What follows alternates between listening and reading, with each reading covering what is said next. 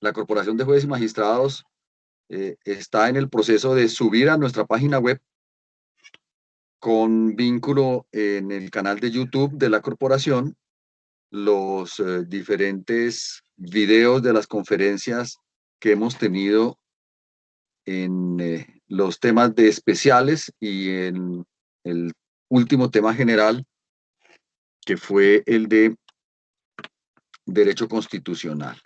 Entonces, pues el asunto es que no es fácil, eso tiene que tener su tiempito, etcétera, pero vamos a tenerles el material muy seguramente para a más tardar esta semana para que ustedes puedan retomarlo, escucharlo nuevamente, porque lo importante es no solamente el asistir a esta charla, sino también tener la posibilidad de seguir escuchando esa información tan importante que hemos compartido por intermedio de nuestros capacitadores. Entonces, siendo las 6:05 de la tarde, quiero darle un saludo especial al doctor Eliodoro Fierro Méndez como conferencista del día de hoy, al doctor José Anderson Beltrán, quien es nuestro coordinador académico.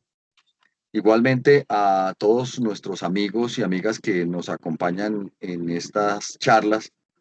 Hoy la última de Derecho Penal. Ayer hacíamos el recuento de lo que han sido las diferentes conferencias que hemos tenido en el tema penal y pues yo creo que pues hemos tratado de abarcar la mayor cantidad de asuntos posible de lo que pueden ser los tips de la conformación de ese examen que todos queremos pasar y ojalá que todos los que han estado juiciosos con la Corporación de Jueces y Magistrados tomando estas charlas pasen ese concurso, sean jueces y en donde vayan a laborar como magistrados o jueces de las diferentes especialidades, pues recuerden que Corjusticia necesita del apoyo de ustedes, necesita de la colaboración de todos los jueces para que se unan, para que se agremien a la Corporación de Jueces y Magistrados, que, como ustedes lo saben, es una asociación sin ánimo de lucro, de carácter gremial, que busca, entre otras, esto que estamos haciendo el día de hoy y hemos hecho durante ya casi 3 meses seguidos. De tal manera que, para recordarles ya el tema de lo que hemos visto, teoría del delito, el esquema del proceso penal, el sistema penal para adolescentes y justicia restaurativa, la justicia restaurativa, la conciliación y la mediación. Igualmente, hemos visto en el día viernes un comprimido muy puntual y ese tenemos que, ya por deuda con ustedes, con todos nuestros amigos, hacer la segunda parte de ese coloquio que se hizo el viernes con varios jueces de control de garantías muy capaces ellos con todas las los títulos y la posibilidad de darnos a comprender esas dificultades y esos problemas tan complejos de garantías en Colombia, la norma, su experiencia, igualmente con la participación de la doctora Elsa Norma en el tema de audiencias de imputación y otras audiencias de trámite. Ayer con lo que trabajamos muy puntualmente en lo que fue el tema de audiencias de control previo y posterior y en el tema de derecho penal y procesal penal, habiendo culminado con el doctor Eliodoro Fierro Méndez en el tema muy básico de lo que pues, se puede dar en esta hora más o menos que tuvo él, de las nociones básicas de criminalística. Sin embargo, lo importante de esto no es la cantidad de materia, sino los puntos neurálgicos de cada una de esos temas. Y hoy culminamos el ciclo de Derecho Penal con el doctor Eliodoro Fierro Méndez en el tema de ejecución de penas. Este tema es supremamente importante. Eh, en realidad, si de control de garantías no se habla en las universidades, si no se habla en las universidades de muchos de estos temas, por ejemplo, el de principio de oportunidad, por ejemplo, de las diferentes clases de audiencias, pues de ejecución de penas mucho menos. Pero esa es una especialidad penal, esa es una especialidad que tiene mucha importancia porque es la ejecución de la sanción que imponen los jueces de conocimiento. Entonces, para esto, ¿quién más que un experto en el tema? No solamente por el ejercicio profesional que se encuentra haciendo el doctor Eliodoro Fierro Méndez como juez 12 de ejecución de penas y medidas de seguridad de Bogotá, sino por su trayectoria académica y como creador de obra jurídica, que es realmente uno de los aspectos que más impactan de la vida del doctor Eliodoro, es su carrera académica y todo el ejercicio que ha hecho para darnos a conocer muchos de los temas importantes en el derecho penal y procesal penal, y dentro de ellos, de esos temas, el de ejecución de penas. Así como lo hice ayer, hoy debo también presentarlo nuevamente. Él es egresado de la Universidad Libre, profesor de especialización y maestrías en diferentes universidades, fue magistrado auxiliar de la Sala de Casación Penal de la Corte Suprema de Justicia.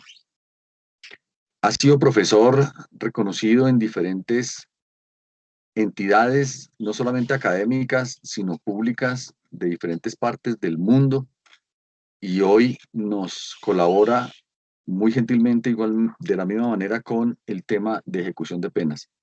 Doctor José Anderson Beltrán, quien es nuestro coordinador, le cedo la palabra una vez ya tenemos un buen número de amigos y amigas con quienes vamos a iniciar este trabajo de mirar los diferentes aspectos, los diferentes ámbitos de lo que es la ejecución lo que es la ejecución de las penas y la importancia que tiene dentro del derecho penal. Por esa razón, doctor José Anderson, no sin antes darle un saludo especial a una muy querida amiga, la doctora Gloria Barbosa, quien está muy interesada en este tema de ejecución de penas. Entonces, doctor José Anderson, siga por favor con el uso de la palabra, y doctor Eliodoro, un abrazo fuerte y aquí estamos pendientes de su charla. Gracias, doctor. Muchas gracias, doctor Hermes Darío. Un especial saludo para todos. Para el doctor Eliodoro Fierro, agradecer ese espacio que nos brinda en su apretadísima agenda para contribuir con la labor que ejerce la Corporación de Jueces y Magistrados de Colombia. Recordar las reglas a tener en consideración, formular las inquietudes a través del chat de participación. Esta charla del doctor Eliodoro se inicia siendo las 6:10 de la tarde, aproximadamente previo a las 8 de la noche, unos 10-15 minutos. Doctor, indicaremos las preguntas que se vayan formulando por parte del auditorio para que en la medida de lo posible sean atendidas. Así entonces, nuevamente bienvenidos a esta capacitación. Doctor Fierro tiene el uso de la palabra.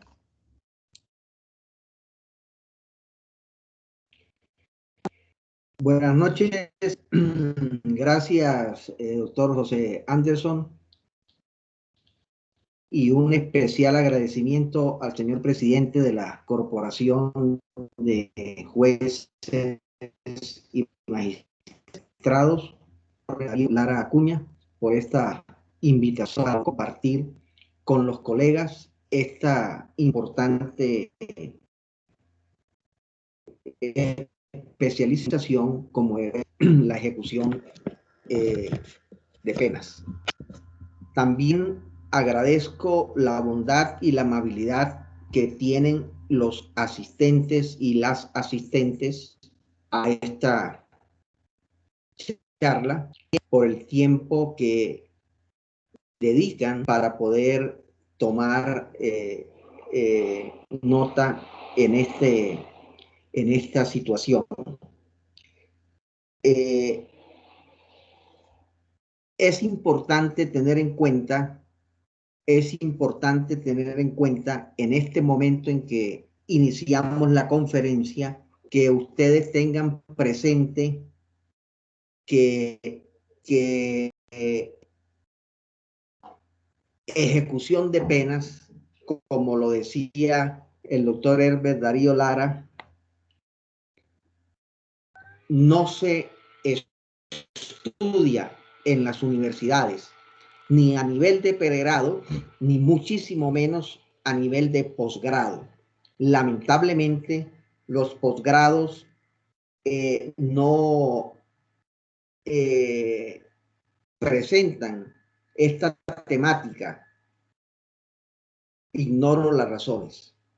Siempre se cree que el proceso penal empieza con la indagación y la investigación que hace la Fiscalía General de la Nación y prosigue con el juicio oral y finaliza con la sentencia de primera instancia o de segunda instancia o con la sentencia de casación.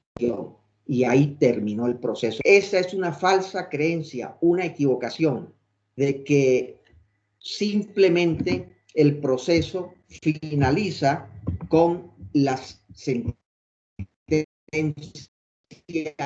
ejecutoriada y cuando queda en firme. Y eso no es así.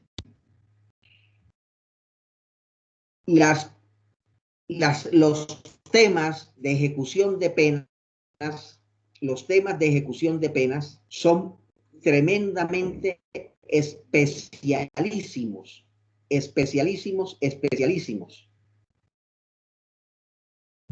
Y precisamente en esta conferencia o en esta charla que estoy tratando de hilvanar y de concatenar para explicar de manera sucinta los puntos más neurálgicos en esta noche, precisan del conocimiento de todo el andamiaje penal. Es importante que los asistentes recuerden, se vayan mentalmente a su tercer año de derecho cuando veían los presupuestos procesales de la acción. Lamentablemente, en los asuntos penales, uno escucha por primera y única vez el tema de los presupuestos procesales cuando hace tercer año de derecho. Y en penal nunca más vuelve a oír hablar de esos temas, a diferencia del derecho administrativo y del derecho procesal penal.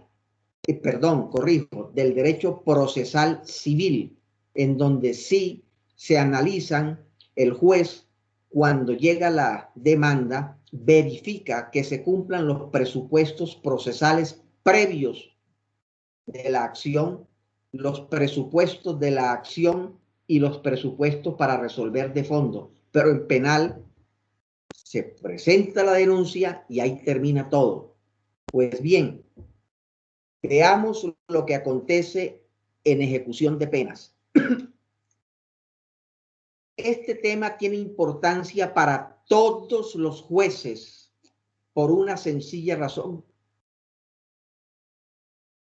Porque muchas veces los penados o las personas privadas de la libertad presentan acciones de tutela, buscando que el juez constitucional en acción de tutela les ordene a los jueces de ejecución de penas que den la libertad o una prisión domiciliaria, etcétera. Y muchas veces los jueces de tutela, como es obvio, no es el trasegar, no es el diario acontecer, se equivocan con mucha frecuencia, no de mala fe ni de forma dolosa, sino por el desconocimiento propio. Como yo siempre digo, zapatero a tu zapato. Si yo, que trabajo en el área penal, me ponen a resolver un asunto de derecho laboral, seguro que pongo las de caminar, porque laboral, pues hay que estar en el trasegar del día a día. Pues bien, cuando se habla de ejecución de penas, van vinculando al juez de ejecución de penas, van hablando de una vez al juez. Los presos muchas veces hacen las peticiones al juez de ejecución de penas para que otorgue la libertad. y se olvidan de una situación concreta que se llama el sistema de ejecución de la pena, que se llama el sistema penitenciario y carcelario. El sistema penitenciario y carcelario, en términos abstractos y generales, tiene dos caminos, tiene dos senderos. Uno de carácter de vigilancia física y administrativa y otro que es de vigilancia judicial. Por favor, poner mucha atención a este tema. El sistema penitenciario y carcelario está integrado por la vigilancia física y administrativa y la vigilancia judicial. La vigilancia física y administrativa corresponde a la rama ejecutiva del poder público, empezando porque el sistema penitenciario y carcelario corresponde al gobierno nacional. Así está establecido en el Código Penitenciario y Carcelario. Muchas veces se cita la Ley 65 de 1993 y a lo largo y ancho de memoriales, de autos, se dice el artículo X de la Ley 65 de 1993. Yo insisto, no usen la expresión Ley 65 de 1993, sino se debe utilizar la expresión o la frase Código Penitenciario y Carcelario. ¿Por qué razón? Porque es una situación mental, una situación ideológica. Cuando se dice Ley 65, las personas se imaginan una ley, es una ley, una ley. Y pare de contar, una ley que a lo mejor tiene 10, 20, 30 artículos, qué sé yo, es una ley. Pero si usted dice Código Penitenciario y Carcelario, ya la cuestión mental, la estructura ideológica cambia, porque ya mentalmente se está hablando de que al ser un código, usted va a encontrar reglas, principios, sistemas, integración, cómo llenar los vacíos, etcétera. Recoge toda una conceptuación de doctrina y de derecho. Por eso, insisto, hay que hablar de Código Penal y Penitenciario y no de Ley 65. Obviamente que es con esa Ley 65 que se puso en vigencia ese código. Pero reitero, soy insistente, reiterativo, no es lo mismo hablar de Ley 65 que de Código Penal, perdón, que de Código Penitenciario y Carcelario. ¿Por qué razón? Por lo que dije al principio, porque los esquemas estructurales mentales cambian inmediatamente cuando se habla de código que cuando se habla de ley. Pues bien, en el dicho Código Penitenciario y Carcelario es taxativo y claro cuando señala que los centros de reclusión, las cárceles,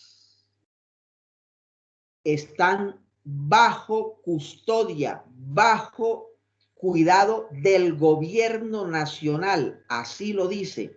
Entonces, el primer respondiente, por así decirlo, de los presos es el gobierno nacional. ¿Por qué? Porque cuando una persona queda privada de la libertad mediante una sentencia ejecutoriada para cumplir una pena, en ese momento la persona ingresa al sistema penitenciario y ese sistema penitenciario establece los lugares donde la persona debe cumplir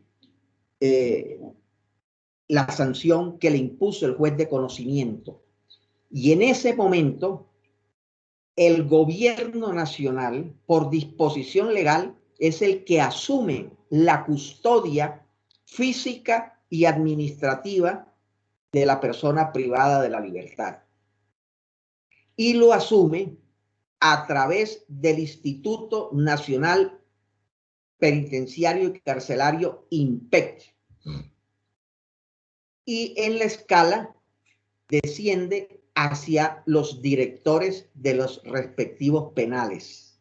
Entonces, hay que tener en cuenta que hay una escala jerárquica para esa custodia de la persona que se encuentra privada de la libertad. Gobierno Nacional, INPEC y los directores de las cárceles. Dentro del sistema penitenciario y carcelario, forman parte del sistema penitenciario y carcelario, forman parte el Ministerio de Justicia y del Derecho, forma parte el Instituto Colombiano de Bienestar Familiar, forma parte el Ministerio de Protección Social, forma parte el Ministerio de Salud. ¿Por qué razón? Porque la persona que está bajo custodia del gobierno nacional tienen que suministrarle alimento, oportunidad laboral, tienen que auxiliarlo para que pueda estar afiliado a un sistema integral de salud. Y todo eso es de competencia del ministerio, etcétera. Entonces, cuando se dice juez de ejecución de penas, pídale al juez, señor juez, ordénele al INPEC que me trasladen a la clínica o que me lleven a la Instituto Nacional de Medicina Legal para un examen médico.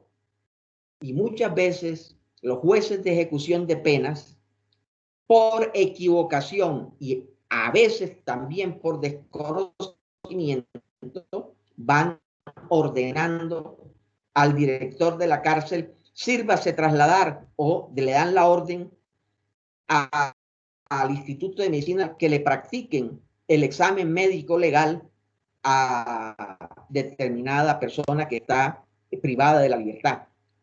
Eso no conforma. ¿Por qué razón? Porque el sistema de salud está claramente regulado para los presos. Existe un decreto que regula cómo es el procedimiento para el análisis de la salud del preso. Pero muchas veces directamente le piden al juez y el juez,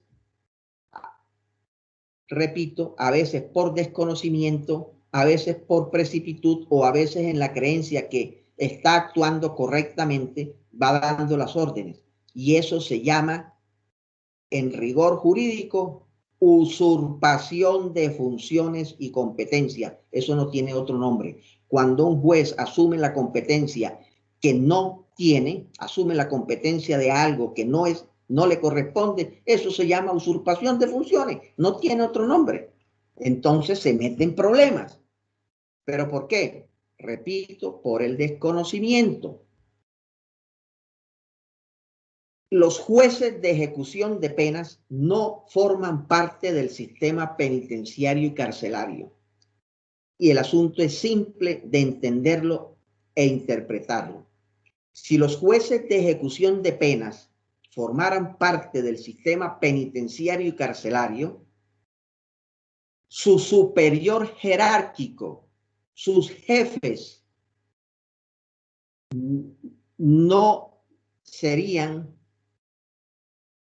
ni la sala penal de los respectivos tribunales, ni mucho menos la sala penal de la Corte Suprema de Justicia, porque no formarían parte de la jerarquía de la rama judicial, sino formarían parte de la jerarquía de la rama ejecutiva. Y si esos jueces de ejecución de penas formaran parte de la jerarquía ejecutiva, el jefe sería el presidente de la República, el ministro de Justicia, el ministro de Salud, el director del Bienestar Familiar, y eso es un absurdo, eso no es cierto, eso no es así.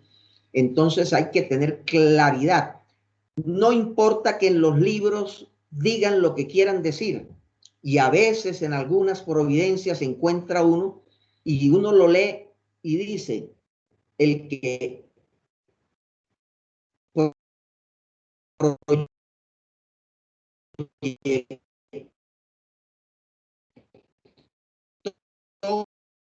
esta providencia no de la mecánica, cuando se está hablando de la rama del poder público por las entidades que lo regulan. Entre esos hablé que está el Instituto Colombiano de Bienestar Familiar. Y uno dice, ¿cómo así? ¿Qué tiene que ver el Instituto Colombiano de Bienestar Familiar con los presos? Muy sencillo, por dos razones. Muchas madres tienen a sus hijos dentro de la cárcel. Los bebés hasta determinada edad es permitido que residan con sus señoras madres dentro de los establecimientos carcelarios. Entonces, como es un bebé, un niño, un infante, el que compete al Instituto Colombiano de Bienestar Familiar, la vigilancia mancomunada con las otras entidades por el bienestar y el rescate en un momento dado y para asegurar los derechos de esos bebés en la cárcel. Ahí lo vemos. También intervienen cuando los niños no conviven con su señora madre y entonces la madre pide que le permitan continuar la privación de la libertad en prisión domiciliaria en razón de ser madre cabeza de familia. Entonces, muchas veces yo me he encontrado con esta experiencia personal de juez. Me piden la prisión domiciliaria como madre cabeza de familia. Uno tiene que realizar todas las actividades tendientes a verificar si tiene el derecho o el beneficio a la prisión domiciliaria. Y entonces le argumentan, le presentan una serie de manifestaciones de que el niño está en la total orfandad, está en peligro de caer en todas las males que tiene la sociedad, especialmente para los niños, que están desprotegidos, que están abandonados en la calle, que están en una situación de abandono, que no hay quien les dé la comida, que están pasando necesidades, dificultades, riesgos de toda índole, que por lo tanto la señora madre tiene la necesidad de atender al niño porque es la única persona cercana, la única familia que ese bebé, ese infante o ese niño tiene, y que por favor le den. Inclusive han metido acciones de tutela. Inmediatamente, pues, uno pide la visita de un asistente social, porque así está establecido, y pide el asistente social la intervención del bienestar familiar para la restitución de los derechos del niño, porque el niño está en estado de abandono, porque así lo ha manifestado su señora madre. Está en estado de abandono. Al estar en estado de abandono, hay que restituir los derechos a ese niño, y se pide la intervención del bienestar familiar. Y eureka, arte de magia. Ahí en ese momento, cuando se pide la intervención del Instituto Colombiano de Bienestar Familiar para la restitución de los derechos y protección del niño que está en estado de abandono, ahí aparece que tiene papá, que tiene abuelos, que tiene tíos, que tiene hermanos, hasta el gato aparece, le traen que está matriculado en un jardín escolar, que le están pagando afiliación a la salud y que no está abandonado, que está perfectamente cuidado por todos. Entonces miren cómo por arte de magia, cuando se pide la intervención de bienestar familiar, ya no está en estado de abandono. Entonces quería, por esa vía, obtener ilícitamente una domiciliaria. Entonces hay que tener mucho olfato en esos manejos procesales de ejecución de penas. Entonces, la segunda parte, habiendo aclarado por qué el bienestar familiar forma parte del sistema penitenciario y carcelario de la rama ejecutiva, se pasa a la rama judicial, a los jueces de ejecución de penas, con categoría de juez de circuito. En un juez de ejecución de penas tiene categoría de juez de circuito. Estos jueces de circuito de ejecución de penas vigilan judicialmente la pena. Entonces ya vamos distinguiendo el vocabulario, los conceptos. El juez de ejecución de penas vigila el cumplimiento o ejecución de la pena que impuso el juez de conocimiento, pero su vigilancia es judicial, no física ni administrativa. Entonces, vamos escindiendo dos partes o dos caminos, vamos encontrando. Uno, lo que es la vigilancia física y administrativa, la cual realiza el gobierno nacional a través del INPEC y de las demás entidades que forman parte del sistema. Esa vigilancia es física y administrativa. Y el juez de ejecución de penas vigila judicialmente las condiciones en que la persona privada de la libertad está cumpliendo la pena. Esto tiene vital importancia. ¿Por qué? Porque determina competencias y funciones, que al principio lo estaba yo enunciando. El juez de ejecución de penas no tiene la función ni la competencia para certificar ni expedir documentos sobre las condiciones en que el preso está cumpliendo la pena. Él tiene la competencia y la función de vigilar, de revisar toda esa documentación. Entonces, es muy diferente. Comparando y guardando las proporciones con el derecho administrativo, los asuntos contractuales administrativos, ustedes saben que en el derecho administrativo, cuando se lleva a cabo un contrato administrativo, hay un contratista, un contratante y hay un supervisor del contrato o un vigilante del contrato, de las condiciones de que se cumpla el contrato. Entonces, guardando las proporciones y haciendo un símil, el juez de ejecución de penas sería el supervisor del contrato. Supervisa que los centros penitenciarios y carcelarios cumplan con su función correctamente. Pero el juez no es quien tiene que hacer esas situaciones. Miren, dentro de las anécdotas, recuerdo en algún momento que un preso pidió que lo llevaran a una clínica porque estaba enfermo. Se le dijo al señor que esa solicitud tenía que hacerla al director de la cárcel, porque ese traslado físico y administrativo correspondía a la cárcel, no al juez.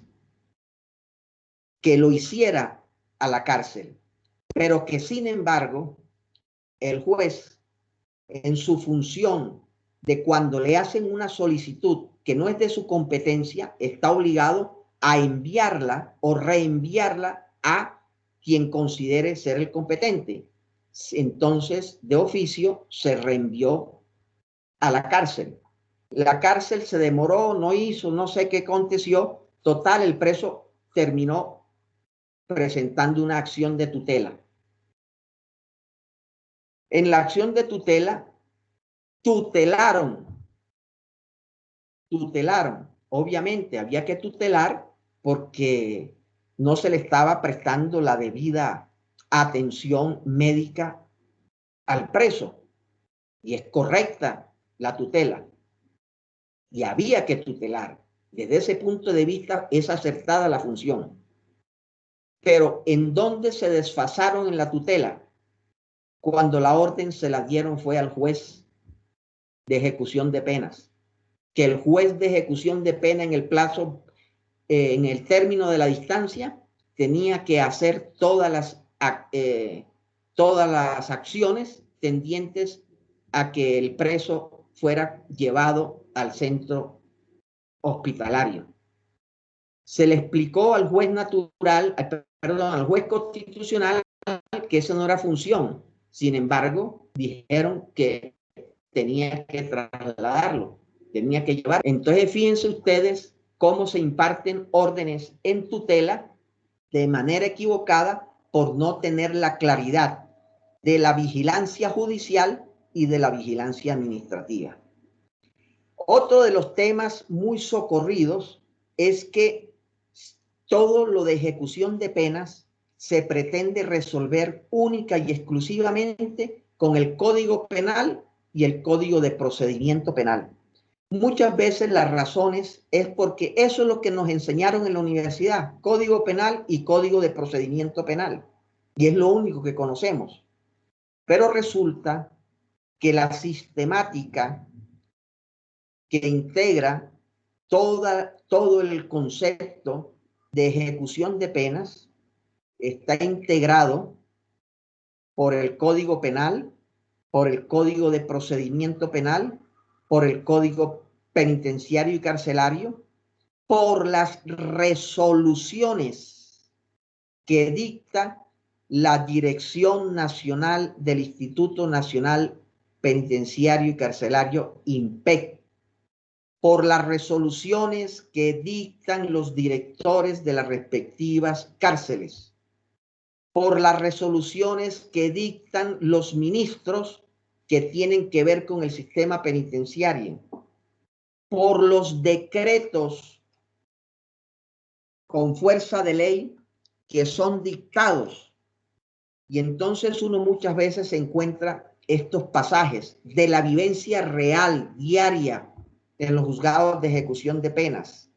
El preso le pide al juez la libertad condicional. El juez se abstiene de dar la libertad condicional. El preso dice, ¿pero por qué me niega la libertad condicional? Resulta que la cárcel le mandó el concepto favorable.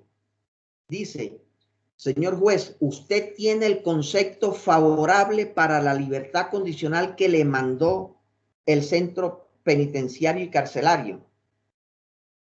Y el artículo 64, bueno, no voy a dar números de artículos para no enredarlos, pero le dicen, en el Código Penal y el Código de Procedimiento Penal, por ninguna parte se piden cosas raras.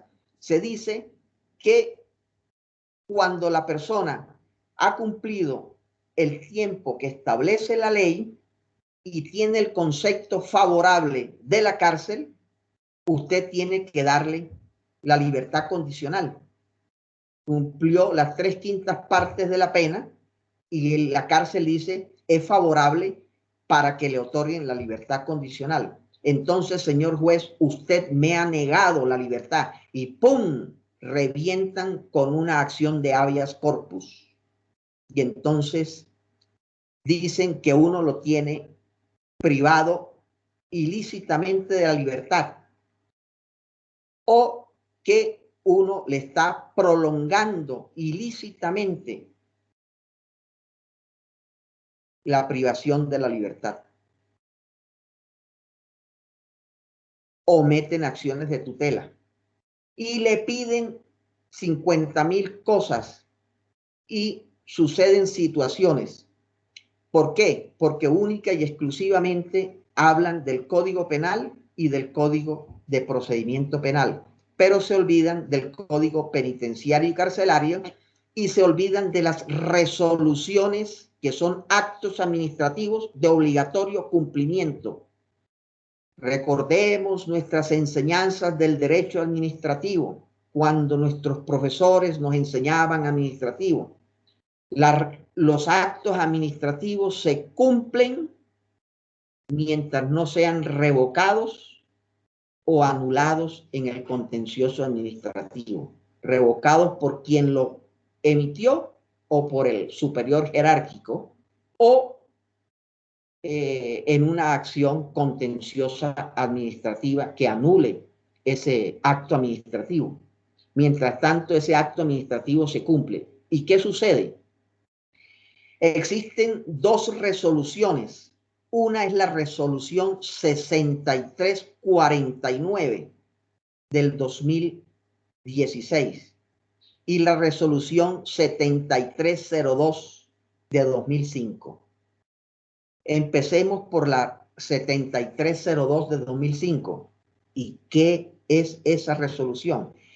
Pues esa resolución es la que dice cuáles son los requisitos que el preso tiene que cumplir para que el juez le pueda otorgar la libertad condicional. Entonces, allí se establecen lo que se conoce como las fases por las cuales está pasando ese PPL, persona privada de la libertad. Es la fase en la cual la persona se encuentra, que son alta seguridad, mediana seguridad, mínima seguridad, y la otra que se llama estado de semilibertad. Entonces, muchas veces llega el concepto favorable porque cumple el tiempo, porque tiene, ha estudiado o ha trabajado y durante el tiempo de trabajo ha demostrado comportamiento ejemplar,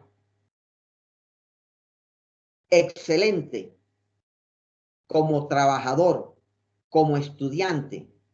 Pero cuando uno mira, guiado por la resolución 7302 del 2005, cuando uno examina la fase por la cual está pasando ese PPL de resocialización, la fase de resocialización, resulta que está ubicado en fase de alta seguridad.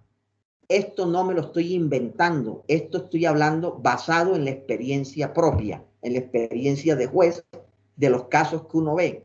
Llega, reitero, excelente trabajo, tiene cumplido las 3/5 partes, excelente trabajador, pero está ubicado en la fase de alta seguridad. Entonces, solamente aducen, pelean, meten habeas corpus, meten acciones de tutela, aduciendo el certificado que ha expedido la cárcel en el sentido de favorable y de haber cumplido en la resocialización trabajos o estudios, pero dejan de lado la fase en que se encuentra. Entonces, allí entra a formar otra cuestión del derecho administrativo. Recordemos nuestras enseñanzas del derecho administrativo. Cuando nuestros profesores, nuestros mayores nos enseñaban que hay actos complejos, hay documentos complejos. Entonces, las certificaciones para la libertad condicional son actos complejos, son documentos complejos que están integrados a grandes rasgos por el documento en donde se certifica tiempo de estudio o tiempo de trabajo o tiempo de enseñanza. Ese es el primer documento. Un segundo documento es donde la cárcel certifica que es viable para que le otorgue. ¿Por qué razón? Porque tiene el tiempo cumplido, porque objetivamente cumplió. No está diciendo subjetivamente, sino el concepto favorable que expide el centro de reclusión es un concepto favorable, pero por el cumplimiento del tiempo, por el tiempo que ha cumplido en privación de libertad, pero nunca por buena conducta, porque ese es el tercer documento. En el tercer documento es donde se certifica conducta y fase por la cual está pasando el PPL en su resocialización. Entonces vamos viendo que son, que hay que tener presente, documento donde se certifica tiempo trabajado o tiempo estudiado o tiempo dedicado a la enseñanza. 2, documento donde se expide el concepto favorable por tener cumplido el tiempo mínimo requerido para una libertad condicional. Tercer documento, fase de resocialización en la cual se encuentra. Si está en la fase de alta seguridad, de mediana seguridad, de cárcel abierta o de mínima seguridad. Porque, repito, muchas veces llegan favorables y van tutelando, pero no miran que está en fase de mediana seguridad o de alta seguridad. El otro documento es el que tiene que ver con la conducta. Entonces, muchas veces resulta que envían conceptos favorables y tiene sanciones disciplinarias. Muchas de las veces, sanciones disciplinarias que son coetáneas con el tiempo que se está certificando para la redención de penas.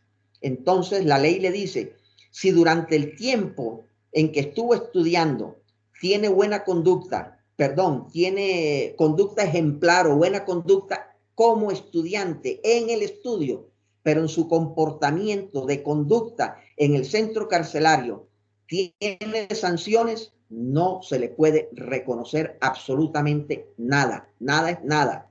Entonces empiezan las peloteras, empiezan las tutelas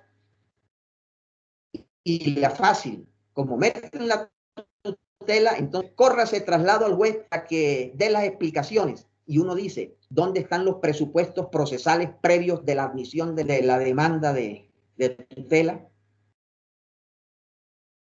No se aportan esos documentos. Entonces ponen al juez a que realice toda la actividad probatoria que debió haber sido realizada dentro de la acción de tutela y que debió haber sido aportada es por el centro penitenciario y carcelario, no por el juez. Pero bueno, así marchan las cosas muchas veces por desconocimiento de la legislación. Otro de los puntos está en la otra resolución que hace un momento enuncié, es la 6349 del 2016. Muchas veces él hace la solicitud de que le expidan los certificados para redención de penas para que el juez de ejecución de penas le reconozca la redención de la pena. Meten la tutela, se tutela, ¿y qué pasa? Ordena Señor director de la cárcel, se le ordena que en el plazo de 48 horas envíe al centro los certificados al juez para que pueda estudiar la redención de penas. Pues, ¿qué hacen en la cárcel? Ante una orden de tutela de 48 horas, sabemos que si no cumple, le inician un incidente de desacato que puede terminar en arresto y hasta en destitución del cargo por una cuestión disciplinaria. Entonces, ¿qué hacen en la cárcel? En pura carrera, para satisfacer la sentencia, elaboran un certificado y ¡pum!, lo mandan.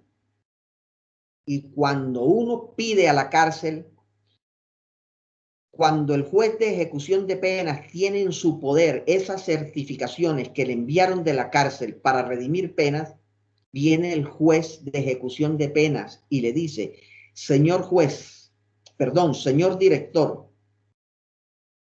acompáñeme al certificado que usted acaba de enviar, las correspondientes actas de los cuerpos colegiados que en la cárcel certificaron la conducta, y se arma la debacle, porque no existe. ¿Por qué razón? Porque la resolución 6349 de 2016 establece claramente cuáles son los cuerpos colegiados que existen dentro de los centros penitenciarios y carcelarios a nivel nacional. Los cuerpos colegiados son los encargados de expedir las certificaciones, son los que elaboran las actas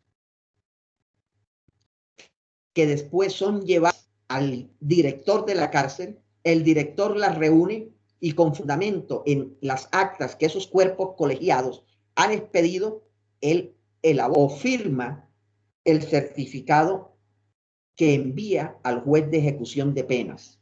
Entonces, existe una junta de patios, existe una junta de certificación y calificación o evaluación de trabajo, educación y enseñanza.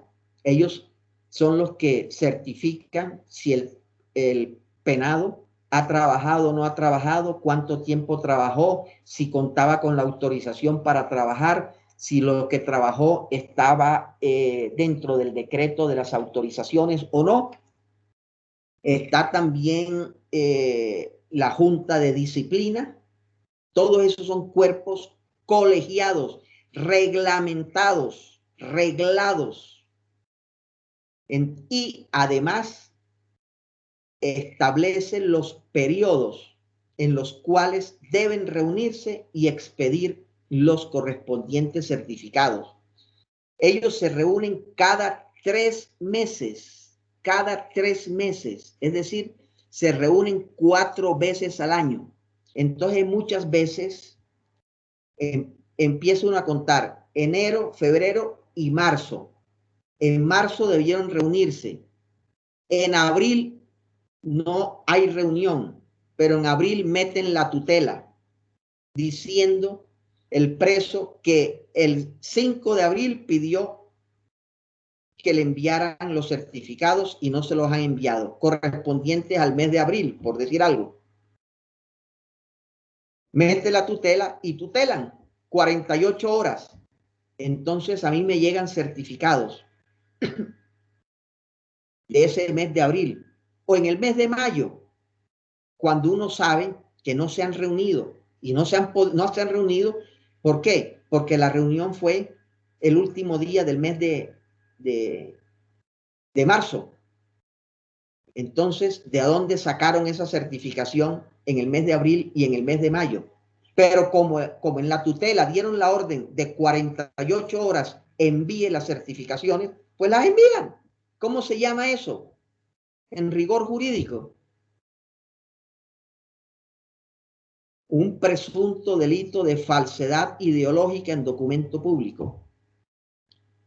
Y el juez de ejecución de penas se queda callado o arma el alboroto. Si se queda callado y se forman problemas más adelante, lo meten por encubrimiento. Si arma el alboroto, se gana el problema del siglo.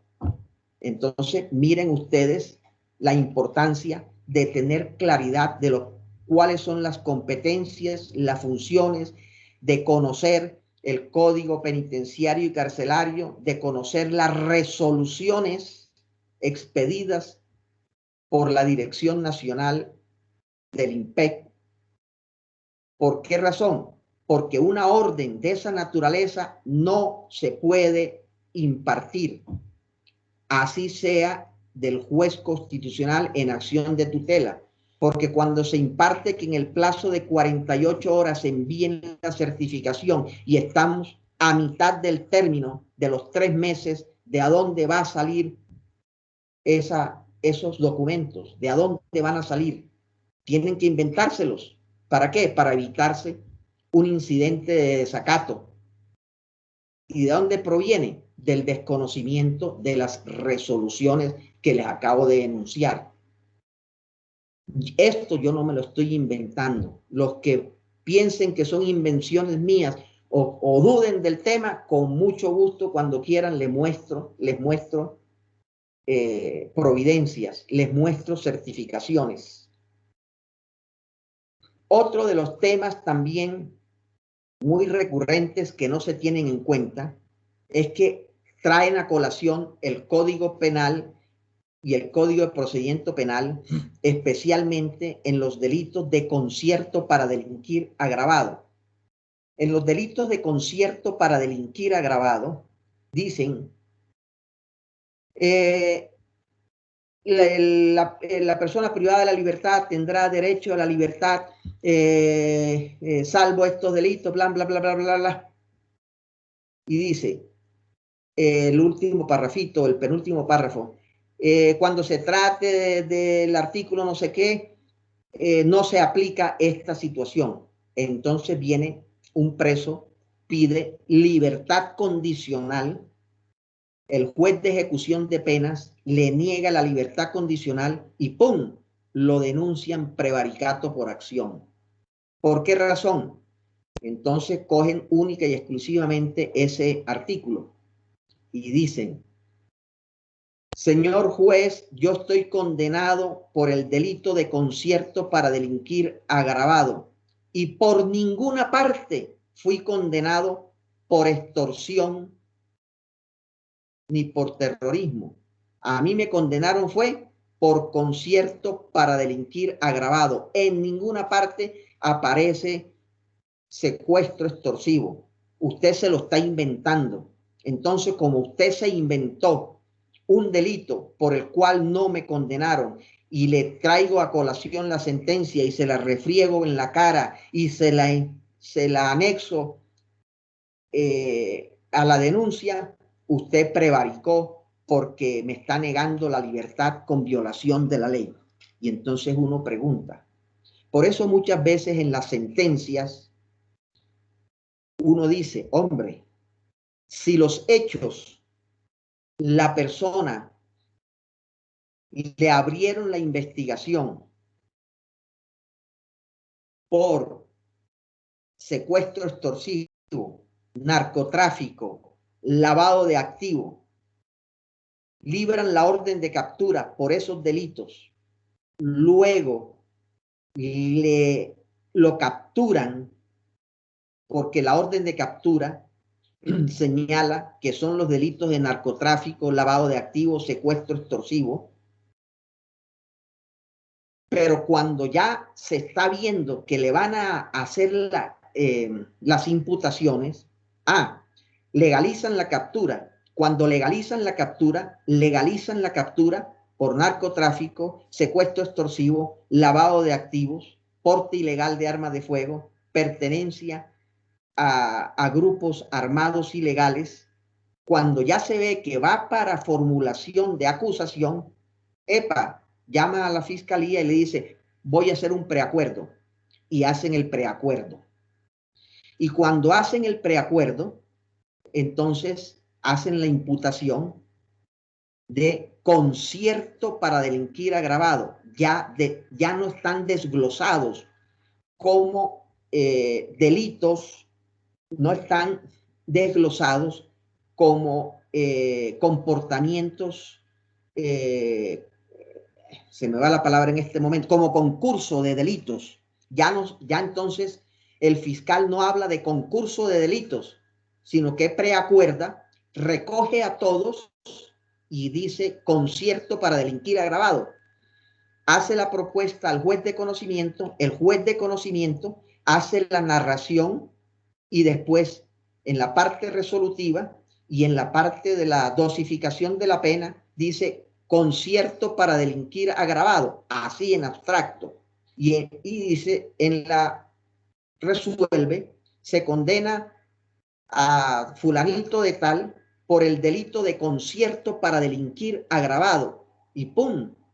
Queda en firme, vaya al juez de ejecución de penas a vigilarla judicialmente la pena, y cuando se niega, entonces dicen prevaricato por acción porque usted me negó abiertamente y caprichosamente mi libertad porque usted me creó un delito por el cual yo no fui condenado. Aquí me condenaron por concierto para delinquir agravado, pero a mí jamás me condenaron por secuestro extorsivo, ni por porte ilegal de arma de fuego, ni por narcotráfico, ni por lavado de activos. Eso se lo inventó usted de manera arbitraria y caprichosa, voluntariosa, para no darme la libertad. ¡Pum! Y van investigando prevaricato. Yo siempre me pregunto, ¿de a dónde salió el agravante? Por haberse concertado, ya tiene concierto para delinquir. Pero el agravante, ¿de dónde salió? ¿Cómo se lo imputó el juez de conocimiento? ¿Cómo se lo imputó el fiscal? ¿De a dónde el fiscal recogió los elementos probatorios, los fundamentos, las razones o los razonamientos para crearle el agravante? Pues el agravante proviene de lo que acabo de enunciar, queda recogido, pero como en las sentencias no se especifica así, sino simplemente se dice dosificación de la pena, como se trata de un delito de concierto para delinquir agravado, tipificado, tal, pum, pa, pa, y determinan la dosificación. Y luego él resuelve, se condena a Pedrito tal Pérez para Perico de los Palotes a la pena principal de tantos meses de prisión como autor responsable del delito de concierto para delinquir agravado. Y después, cuando el juez de ejecución de penas tiene que resolver el asunto, empieza el mamita mía. Y no se dan cuenta que hay 3 sentencias de la Corte Constitucional que fijan las reglas. Eso es otro de los puntos que hay que tener presente, que las reglas de la Corte Constitucional establecen que el juez de ejecución de penas, para estudiar la libertad condicional, deberá valorar todo lo que encuentre en la sentencia o en los hechos. Y entonces dicen, no, es que el artículo tal del Código Penal, del Código de Procedimiento Penal, no dice que usted tenga que valorar eso. Allí dice que usted tiene que valorar es lo que dijo el sentenciador en su sentencia.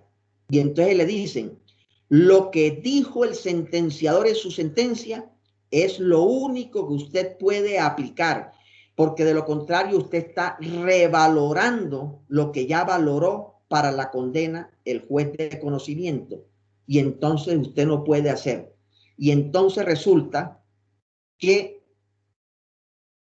uno lo niega y entonces lo denuncian de prevaricato por acción, por haber negado, porque en la sentencia dijeron concierto para delinquir agravado, pero por ninguna parte se adujo narcotráfico, ni porte ilegal de arma de fuego, ni secuestro extorsivo. Pero se olvidan que abrieron la investigación por esos delitos. Se olvida que libraron orden de captura por esos delitos. Se olvida que legalizaron la pena por esos delitos. Y se olvidan de que en el acuerdo, cuando concertaron, recogieron en el agravante lo que debió haber sido unos delitos conexos. Y vamos a la otra cara de la moneda. En gracia de discusión, aceptemos. El juez no dijo nada, dijo concierto para delinquir agravado. No dijo nada. Concierto para delinquir agravado. Entonces, como no está recogido narcotráfico, ni lavado de activos, ni porte ilegal de arma de fuego, ni pertenencia a grupos o a bandas criminales, como no está en la sentencia ni en la parte resolutiva, esos delitos no existen. Libertad condicional.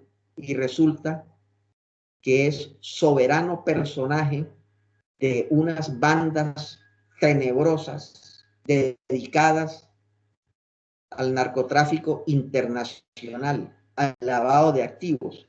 Entonces, usted le da la libertad y entonces, ¡pum!, prevaricato por haberle dado la libertad a quien no podía darle la libertad. Sí, pero es que en la parte resolutiva no dice eso. Dice concierto para delinquir agravado. No decía los otros delitos. Y como no lo decía, había que darle la libertad. Sí, pero usted no tuvo en cuenta lo anterior. Y entonces, mientras usted logra demostrarle, mientras usted logra convencer a un fiscal para que no abra proceso, mientras usted logra convencer a un juez para que no dicte sentencia condenatoria, pasan años y sufrimientos. Y a lo mejor le meten una medida de aseguramiento provisional con destitución del cargo y guardado, que al final lo sueltan, pero ya usted sufrió los perjuicios del tema. Entonces, lo que yo recordaba en la tarde de ayer, norma, prudencia, conveniencia, desgaste institucional y ponderación. Entonces, toda esa serie de situaciones hay que tenerlas siempre presentes en todos estos temas. Volviendo a la necesidad de la resolución 6349 de 2016, es lo que establece de los cuerpos colegiados, que son los que expiden las certificaciones. Ellos expiden las actas, certifican mediante actas, se reúnen inclusive con el personero. Entonces, uno dice, cuando uno le llegan esos certificados, dice, bueno, vaya y venga. De pronto aquí está el dragoniante tal, está el psicólogo tal, está el médico, todos los puede reunir el director porque todos están a su alcance, están en la cárcel, son subalternos directos de él. Entonces puede decir, fírmeme aquí, firme aquí, firme aquí, firme aquí, porque tengo que contestar esta tutela porque si no nos empapelan. Entonces el médico, el psicólogo, no estoy presumiendo mala fe, estoy contando hechos hipotéticos. Pues firman, son los subalternos directos del director quien los nombra, quien los quita, quien los pone. Entonces firman. Pero uno dice, ¿y los personeros? Los personeros no creo que sean así de facilito de conseguirlos para que firmen esas certificaciones. Por lo menos aparecen después de las 48 horas. Entonces estoy contando realidades, estoy contando hechos para que ustedes construyan sus propias hipótesis. No construyo hipótesis para buscar hechos. Presento hechos para que construyan las hipótesis.